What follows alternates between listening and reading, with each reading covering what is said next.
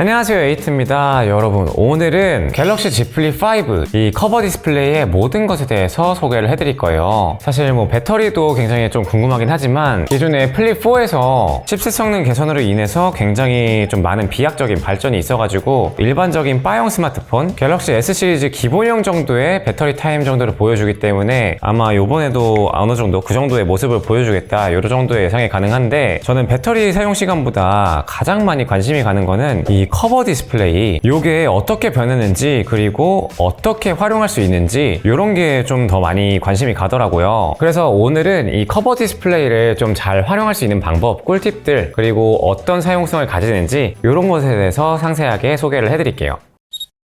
일단 크기부터 보면은 기존의 1.9인치에서 3.4인치로 바뀌면서 플렉스 윈도우라는 이름을 따로 붙여줬죠. 이 사용하는 방식의 경우에는 기존과 동일하게 왼쪽에서는 알림이 뜨고, 그리고 위쪽에서 내리면은 빠른 설정 창이 내려옵니다. 기존에는 세 가지만 보이고 옆으로 밀어야 또 나머지 세 가지가 보이는 요 정도였던 데 반해서 요번엔 확실히 화면이 크다 보니까 총 8개의 메뉴가 보이고 화면 밝기도 바로바로 조절을 할 수가 있어요. 그리고 아래에서 위로 올리면은 아마도 삼성페이가 작동을 하겠죠. 지금 요거는 유심히 들어가 있지 않아 가지고 따로 삼성페이는 안 나오는데, 기존에도 가능했던 걸 생각하면은 당연히 될 거라고 생각이 듭니다. 그리고 우측으로 넘기면은 이제 위젯들이 보이는데, 이 조작감을 봐서는 60Hz를 지원을 하는 것 같아요. 이 넘어가는 애니메이션 자체는 굉장히 부드럽지만 주사율 자체는 약간은 좀 끊기는 듯한 느낌이 듭니다. 요거는 120Hz를 사용하다가 역체감이 되는 정도의 수준이다 생각하시면 될 것 같아요. 그리고 위젯의 경우는 두 손가락을 오므리면은 핀치인이 돼서 모든 위젯을 볼 수가 있습니다. 이때 근데 좀 약간 사용성에서 아쉬운 거는 길게 눌러서 당연히 순서를 좀 배치할 수 있을 것 같은 그런 UI인데, 여기에서는 순서를 바꿀 수가 없어요. 이 순서를 바꾸기 위해서는 위젯을 크게 확대를 한 다음에 이 상태에서 길게 눌러주고 그 다음에 다시 붙잡아서 옆으로 이동시키는 이런 방법이 있습니다. 그리고 각종 위젯 상태에서 아래에서 위로 이렇게 들어 올리면은 다시 홈화면으로 나가요. 그리고 요번에 플렉스 윈도우에서는 화면이 커지다 보니까 당연히 어플을 사용할 수 있겠거니 이런 생각이 드는데, 모든 앱이 사용 가능하다고 합니다. 설정에 들어가서 커버화면, 그리고 아래쪽으로 내리면 커버화면에서 앱 사용해보기 실험실 기능으로 있습니다. 그리고 커버화면에서 앱 사용하기, 요거를 활성화해 주시고요. 여기에 설치되어 있는 앱들을 켜주시면 됩니다. 이렇게 설정을 마치고 나면은 위젯에서 앱들이 추가된 걸 볼 수가 있는데, 넷플릭스를 켠다면 제 건 지금 로그인을 이미 한 상태라서 이렇게 들어갈 수가 있고, 핀번호도 바로 밖에서 입력을 할 수가 있어요. 그러면 정말 작은 넷플릭스 화면으로 들어오게 되고, 여기서 전부 다 이렇게 선택을 해서 시청을 할 수가 있습니다. 이렇게 돼가지고 조금 작은 화면이지만 뭔가 좀 색다르게 볼 수가 있네요. 특히나 이게 영화 비율이라서 그런지 넷플릭스 같은 걸 볼 때에는 훨씬 더 좀 화면이 작게 느껴지기는 합니다. 물론 이렇게 작은 화면으로 항상 볼 일이 있을까 싶긴 하지만, 이렇게 본다고 가정을 했을 때 약간 반쯤 펼쳐가지고 보면은 이렇게 세워놓고 보는 것도 가능하고, 또 거꾸로 뒤집으면 화면이 반대로 아래쪽으로 내려가가지고 이렇게 세워놓고 보는 것도 가능합니다. 근데 또 이렇게 볼 거면은 이렇게 아예 안쪽으로 펼쳐가지고가 안 되는구나, 넷플릭스는. 이런 경우에 좋구나. 전 당연히 이렇게 크게 안쪽으로 봐가지고 플렉스 모드로 이렇게 보면 되지 않을까 싶었는데, 이런 걸 지원하지 않는 경우가 있네요. 아무튼 이렇게 되는 거는 약간 상황에 따라서 좀 유용하게 쓸 수도 있을 것 같아요. 유튜버 같은 경우에는 어차피 이렇게 접으면 플렉스 모드를 지원하기 때문에 굳이 커버 스크린에서 볼 필요가 있을까 싶은데, 방금 전에 보여드렸던 넷플릭스 같은 경우에는 좀 이게 유용하게 사용할 수도 있을 것 같아요. 실험실에서 제공하는 것 외에도 다른 앱들도 플렉스 윈도우에서 사용할 수 있는 방법이 있는데요. 삼성 스토어에서 굿락을 받아주세요. 그리고 멀티스타, I love 갤럭시 폴더블, 그리고 커버 위젯으로 들어가면은 런처 위젯과 게임 위젯, 이 두 가지를 설정할 수가 있습니다. 먼저 게임 위젯의 경우에는 기본적으로 제공하는 12가지가 있고요. 원하는 게임이 있으면 여기서 하시면 되고, 런처 위젯에 들어가서 사용하면은 지금 설치되어 있는 앱들 전부 다 선택을 할 수가 있어요. 그런데 다만 커버 화면에서 최적화되지 않은 앱들도 있다고 하니까 요거는 사용하면서 점점 개선되길 바라야 됩니다. 이렇게 앱들을 추가하고 나서 위젯 추가를 눌러보면은 굿락 런처라고 보입니다.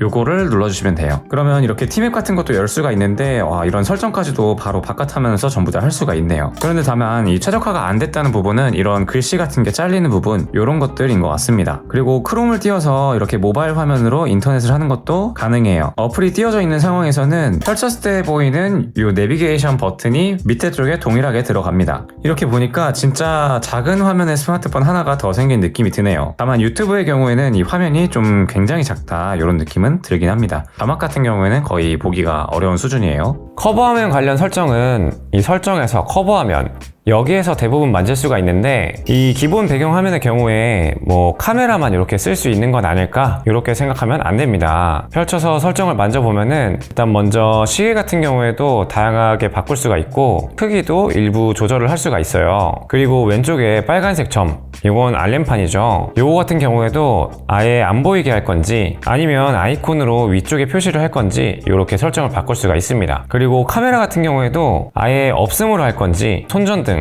캘린더, 날씨, 아니면 앞서 설명드렸던 앱 화면으로 갈 건지 이런 것도 설정을 할 수가 있어요. 근데 제 개인적인 추천으로는 손전등이나 앱 화면으로 하는 거를 추천을 드립니다. 또는 뭐 알람 같은 경우에도 괜찮겠죠? 왜냐면 카메라 같은 경우에는 어차피 덮은 상태에서 전원 버튼을 2번 클릭하게 되면은 카메라로 바로 들어가기 때문이에요. 굳이 중복으로 있을 필요가 없겠죠. 그리고 우측 상단에는 배터리 아이콘을 표시할지 이런 거를 설정을 할 수가 있습니다. 처음 Z 플립 5를 받았을 때 가장 처음으로 보이는 메인 배경화면 뿐만 아니라 기본으로 제공되는 이런 화면 같은 경우에는 각각 넘겨보면서 이런 캐릭터 같은 거를 바꿀 수 있다던가, 방금 전에 보여드렸던 배터리 같은 경우에도 다 바꿀 수가 있어요. 그러니까 원하는 배경화면들 들어가서 어떤 거를 커스터마이징 할 수 있는지 확인하시면 좋을 것 같아요. 더 자세한 설정들은 초기 필수 설정에서 다시 한번 안내해 드리도록 할게요. 이게 업데이트가 된 건지 이게 커버화면 회전이 돼요. 이제 기존 플립에서도 조금 아쉬웠던 부분이 이게 화면 전환이 된다면 뭐 반쯤 펼쳐놓고서 탁상시계처럼 활용할 수 있지 않을까 이런 생각이 들었었는데, 이게 지금 실시간으로 피드백이 되고 있는 건지 모르겠지만 지금은 화면을 지원하네요. 그래서 충전기를 만약에 꽂아 놓는다면은 탁상시계처럼도 사용할 수 있지 않을까 이런 생각이 들어요.